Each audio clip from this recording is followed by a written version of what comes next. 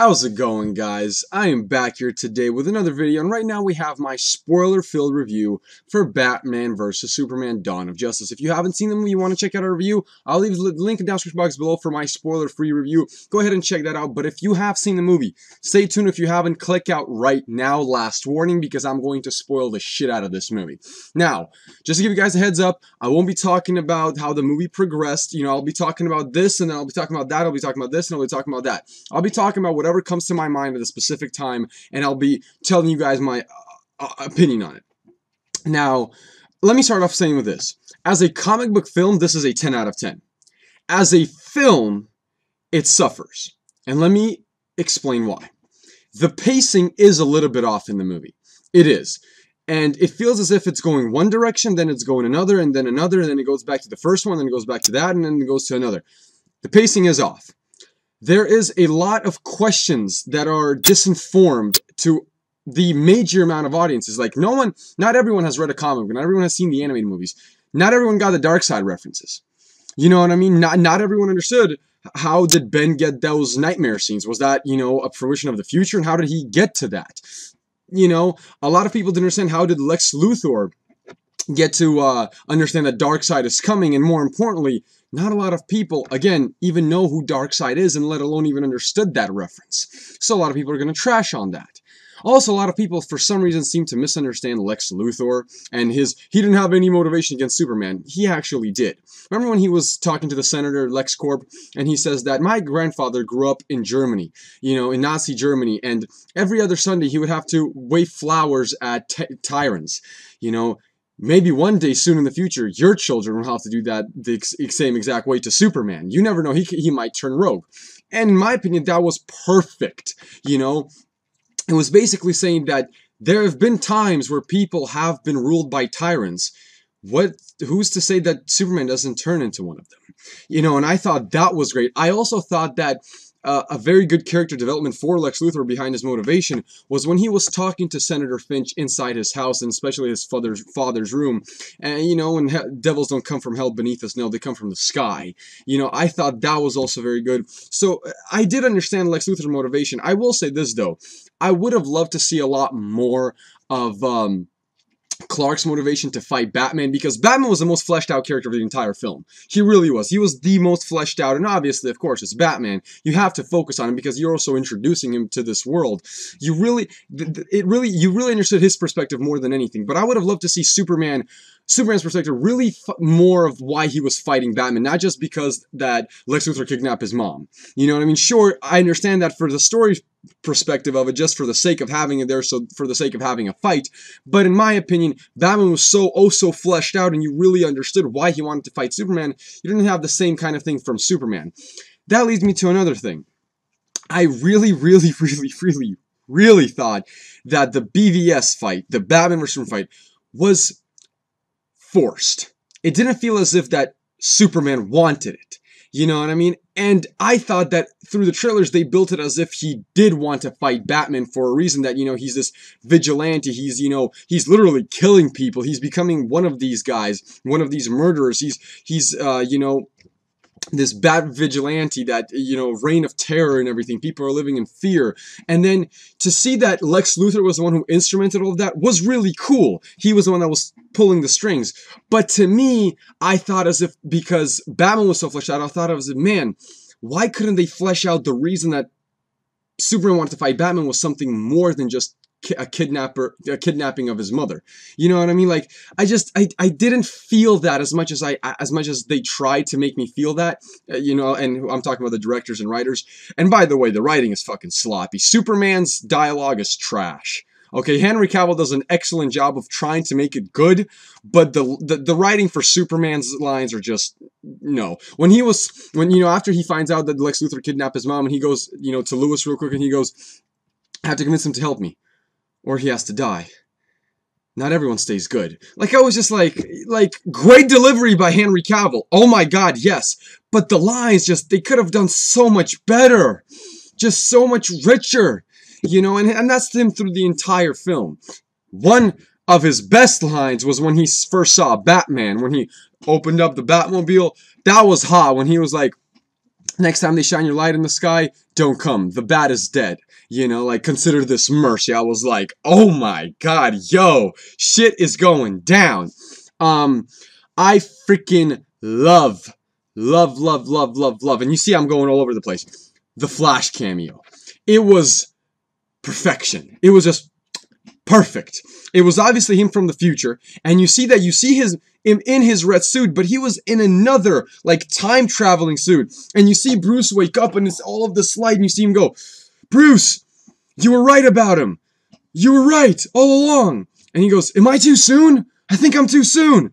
He goes, Lewis is the key. You know, he goes, bring us together. And I just love that. But here's the thing, that gives the question of why he was traveling back in time. Who was Bruce right about? Was he right about Superman? Was he right about Darkseid? Who was he right about? Love that. Love that. And Ezra Miller looks great in that suit. Like, you didn't see all of it, but you see, obviously, you see the red glove because, you know, the other suit was coming off, and you see the second suit that's on him open up, and you see, obviously, the red mask on him. He looks great as the Flash, and with those 30 seconds or 40 seconds, whatever he was on screen, he made me seem that he's going to be a comedic relief. He was like, am I too soon? I think I'm too soon. Like I dug that from the Flash. You know, also the Aquaman appearance cameo in there was great. I thought that was enough for me, but I want to expand upon Cyborg because, excuse me, obviously we see a mother box, and we see a mother box, you know, making him Cyborg. How did his father get that mother box? Was that mother box influential of how Lex Luthor got the message of the bells being rung from Darkseid? Is that the same way that Ben Affleck saw the fruition of the future? Did that have something to do with it? I don't know. Maybe there was maybe there was a rip in the space-time continuum because of the Flash, and that's how Ben Affleck was seeing these things. I don't know. But I thought that was very cool. Also, I want to expand upon this.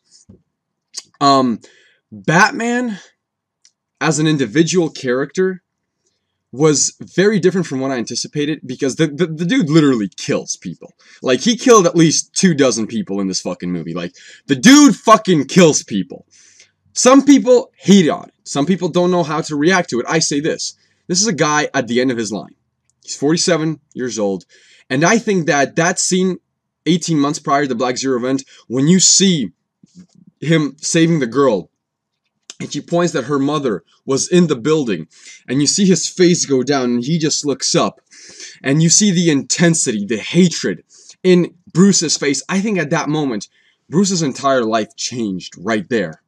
He understood not only is it a different world now, there's literally gods walking among us. Not only that, but you shoot at me, man, you are done. That is it. Like, look, I'm already pissed off as it is. I've already had a rough life as it is. This should just be pushing me over the bar, you know? And I understand that, and I like how Zack Snyder showed the true Frank Miller adaptation, but even made it even more darker. And I loved that. It was perfect. Perfect. Again, personally, I went in very open-minded to this film, and I loved every single aspect of it. Also, this is another aspect I really want to touch on. I thought that Lois Lane, in that stopping the fight between Batman and Superman, was unnecessary. She then grabs the spear, puts down the spear, walks out, sees the nuclear explosion, sees the fight going on. Oh my god, let me go get the spear. I'm like, just why?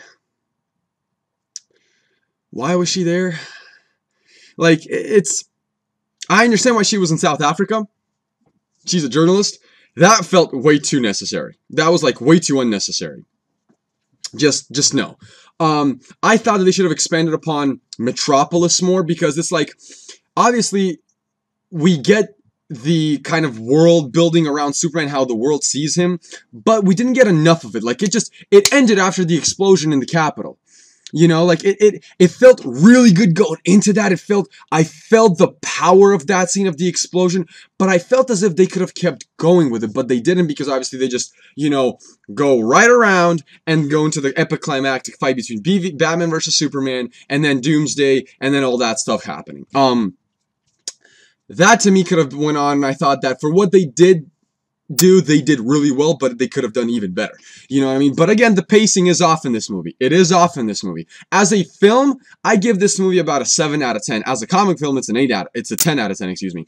Overall, I give it an 8.5 out of 10, which is still a very good, very, very good grade.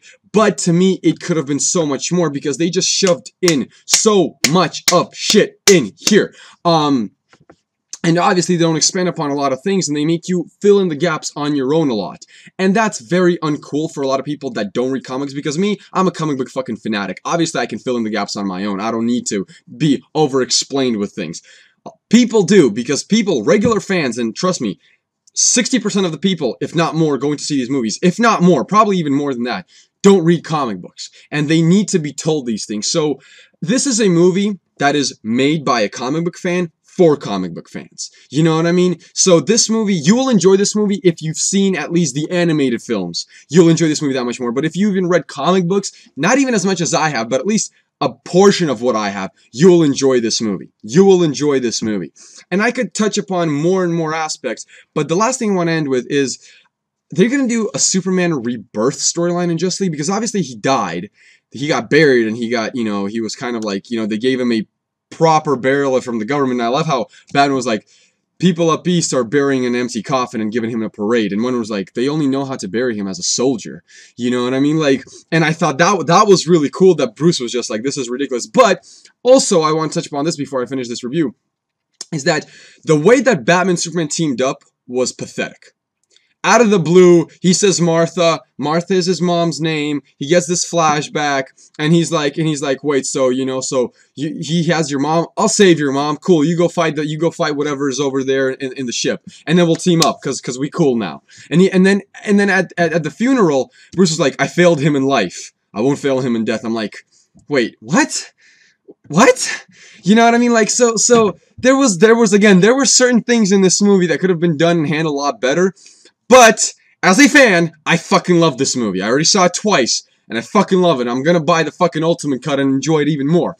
That's gonna end my spoiler talk for this movie. If you enjoyed my review, please comment in the comment section below. Let your boy know. If you enjoy my videos, like, comment, share, and subscribe. Really do appreciate that. Hope you have a wonderful day, and peace out, guys.